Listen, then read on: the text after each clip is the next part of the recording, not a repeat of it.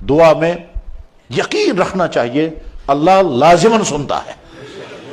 یہ کبھی خیال نہیں آنا چاہیے کہ اللہ تعالیٰ نہیں سنتے، ہرگز نہیں، لازماً سنتا ہے. ابھی میں تھوڑی دیر پہلے آ رہا تھا، میں نے ابھی تھوڑی دیر پہلے بتایا کہ ایمسٹرڈم سے، ہالینڈ کا ایک شہر ہے ایمسٹرڈم، وہاں سے لڑکا فون کر رہا تھا ابھی تھوڑی دیر پہلے، ٹھیک ہے. اسی لڑکے نے مجھے بتایا، کہنے لگے جی وہ چونکہ اسکالر ہے، اسکالر کا سائنٹسٹ ہے اور کشمیر کا ہے.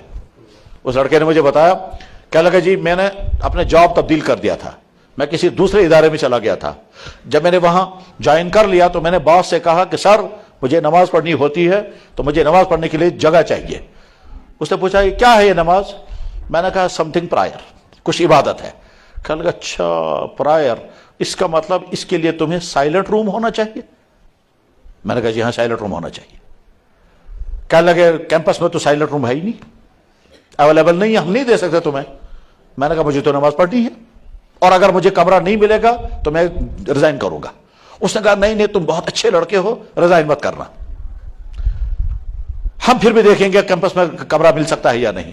یہ لڑکا کہتا ہے کہ میں ڈھونڈتا رہا کمرہ تو میں نے بیسمنٹ میں دیکھا کہ وہاں ریسرچ روم ہے، اس میں کچھ سیکرٹ چیزیں ہیں. تو وہ کھول کر میں نے دیکھا تو کمرہ خالی ہے مگر اس میں کچھ سیکرٹ کاغذات ہیں اور کیا کیا ہوگا وہاں. تو میں نے سوچا اگر یہ والا مجھے کمرہ دیں گے تو بہت اچھی جگہ ہے نماز پڑھنے کے لیے، مگر دیں گے نہیں. پھر میں نے سوچا مجھے اللہ کو سجدہ کرنا ہے نا، میں اللہ ہی سے کہوں گا. کہتا میں نے وہی نماز پڑھی اور کہا یا اللہ مجھے آپ کو سجدہ کرنا ہے اور اس شہر میں اور کوئی سجدہ کرنے والا آپ کو شاید نہیں ہے. میں ایک آپ کو سجدہ کروں گا مگر مجھے جگہ نہیں مل رہی ہے، یہ جگہ آپ مجھے دلوا دیں. کہتا میں یہ دعا کر کے باہر نکلا، چپراسی مجھے ڈھونڈ رہا تھا، کہنے لگا سر بلا رہے ہیں آپ کو. جب میں چلا گیا سر تو کہنے لگا بیٹا تم بہت اچھے ہو، تم کو کچھ وہ پرائر کرنی ہے نا، اس کے لیے تمہیں سائلنٹ روم چاہیے. سائلنٹ روم ہمارے پاس اویلیبل نہیں ہے، اب ہم ڈیسائیڈ کر رہے ہیں اگر تم پسند کرو تو ہم تمہیں بیسمنٹ دے دیں گے، جو بیسمنٹ ریسرچ روم ہے. میں حیران ہو گیا، میں تو ابھی دعا کر کے آیا. کیا لگے اسے آرڈر نکالا چابی ان کے حوالے کر دو، چابی مجھے دے دی گئی. اس کے بعد میں نیچے چلا گیا اور اسی جگہ سجدہ کر کے میں نے کہا یا اللہ کون کہتا ہے آپ نہیں سنتے، ابھی تو میری بات آپ نے سن لی. یقین رکھنا چاہیے اللہ تعالیٰ دعا قبول کرتے ہیں مگر فوراً کبھی ادا نہیں کرتے. اس میں دیکھتے ہیں میرا بندہ مجھ سے اٹیچ رہے، یہ بار بار مجھ سے مانگتا رہے. اگر میں نے پہلے دن دے دیا یہ مجھے بعد میں بھول جائے گا، یہ پوچھے گا ہی نہیں مجھے. اس لیے کبھی بہت دن تک اٹیچ رکھنے کے لیے منگواتے ہیں، تڑپاتے ہیں اور اللہ کو بہت پسند آتا ہے تڑپنا. اللہ اکبر.